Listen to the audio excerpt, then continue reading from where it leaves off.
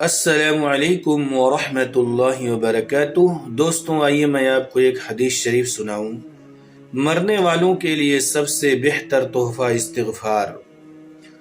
رسول اللہ صلی اللہ علیہ وسلم نے فرمایا کہ قبر میں مدفون مردے کی مثال بالکل اس شخص کی سی ہے جو دریا میں ڈوب رہا ہو اور مدد کے لیے چیخ پکار رہا ہو۔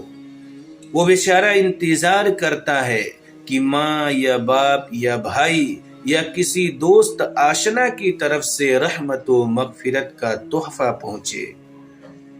جب کسی طرف سے اس کو دعا کا تحفہ پہنچتا ہے تو وہ اس کو دنیا و ما فیہا سے زیادہ عزیز و محبوب ہوتا ہے، اور دنیا میں رہنے بسنے والوں کی دعاؤں کی وجہ سے قبر کے مردوں کو اتنا عظیم ثواب اللہ تعالی کی طرف سے ملتا ہے جس کی مثال پہاڑوں سے دی جا سکتی ہے۔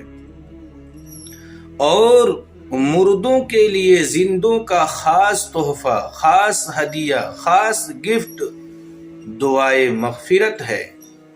تو آپ بھی اپنے دادا دادی کے لیے، اپنے والدین کے لیے، اپنے اعزاء و اقارب کے لیے، اپنے دوست و احباب کے لیے اور تمام ایمان والوں کے لیے دعائے مغفرت کریں، دعائے مغفرت کا تحفہ پہنچائیں۔ آپ کا یہ تحفہ ان کے لیے پہاڑ جیسی نیکی ثابت ہوگی۔